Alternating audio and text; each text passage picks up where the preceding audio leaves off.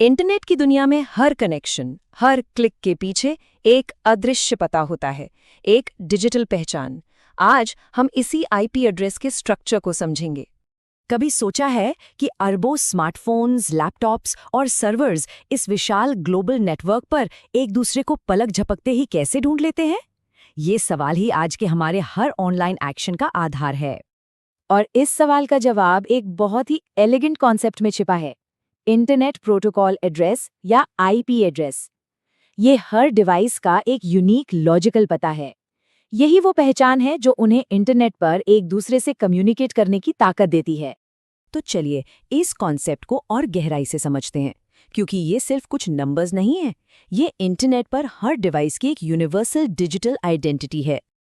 असल में IP address पूरे नेटवर्क कम्युनिकेशन की रीढ़ की हड्डी है। सर्वर से लेकर आपके स्मार्टफोन तक हर वो डिवाइस जिसे डेटा भेजना या रिसीव करना है, वो इसी पर निर्भर करता है।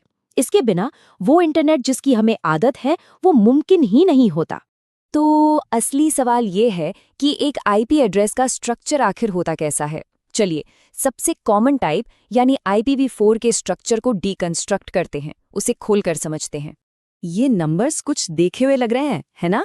192.168.1.10। हो सकता है आपने इसे अपने घर के राउटर की सेटिंग्स में देखा हो। देखिए, इन नंबर्स के पीछे एक बहुत क्लियर लॉजिक है। ये असल में एक 32 बिट का न्यूमेरिकल एड्रेस है। इसे समझने के लिए 4 बराबर हिस्सों में बांटा गया है, जिन्हें ऑक्टेट कहते हैं। हर ऑक्टेट 8 बिट का होता है और इसकी वैल्यू 0 से लेकर 255 के बीच कुछ भी हो सकती है। यही 32 बिट का स्ट्रक्चर इसे काम करने की पावर देता है। लेकिन इन नंबर से भी ज्यादा जरूरी है इसका लॉजिकल स्ट्रक्चर।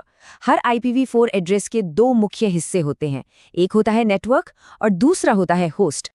इसे एक बहुत ही आसान एनालॉजी से समझते हैं। सोचिए, नेटवर्क आईडी आपके मोहल्ले या गली का नाम है। ये बताता है कि डिवाइस किस नेटवर्क पर मौजूद है, और होस्ट आईडी है उस गली में आपके घर का नंबर, जो उस नेटवर्क पर मौजूद हजारों डिवाइसेस में से उस खास डिवाइस की पहचान करता है ना? सिंपल, गली का नाम और घर का नंबर मिलकर ही पूरा पता बनता है। तो सवाल ये है कि किसी डिवाइस को कैसे पता चलता है कि पते का कौन सा हिस्सा नेटवर्क का है और कौन सा हिस्सा होस्ट का? यहीं पर सबनेट मास्क का रोल आता है। ये भी एक 32 बिट नंबर है, जिसका काम सिर्फ इतना है कि वो आईपी एड्रेस को इन 2 लॉजिकल हिस्सों में सही सही बांट सके। देखिए, IPv4 ने दशकों तक इंटरनेट को पावर दी, लेकिन इंटरनेट की ग्रोथ इतनी तेज हुई कि ये एड्रेस कम पड़ने लगे। और इसी प्रॉब्लम को सॉल्व करने के लिए बनाया गया IPv6 यानी इंटरनेट का भविष्य। IPv4 से करीब 4.3 बिलियन यानी 430 करोड़ यूनिक एड्रेस बन सकते हैं। सुनने में ये नंबर बहुत बड़ा लगता है, लेकिन आज दुनिया में इससे कई ज्यादा डिवाइस इंटरनेट से जुड़े हुए हैं। और अब देखिए IPv6 का स्केल। ये हमें करीब 340 अनडेसिलियन एड्रेस देता है। ये नंबर इतना ज्यादा बड़ा है कि हम धरती पर मौजूद रेत के हर एक कण को एक यूनिक आईपी एड्रेस दे सकते हैं, और तब भी ये खत्म नहीं होंगे। तो इन दोनों के स्ट्रक्चर में आखिर फर्क क्या है? पहला, IPv4 एक 32 बिट एड्रेस है, जबकि IPv6 एक 128 बिट एड्रेस है। दूसरा, IPv4 में सिर्फ नंबर्स होते हैं, जबकि IPv6 में नंबर्स और लेटर्स दोनों का इस्तेमाल होता है। और जहां IPv4 में 4 ऑक्टेट होते हैं, वही IPv6 में 8 सेगमेंट्स होते हैं।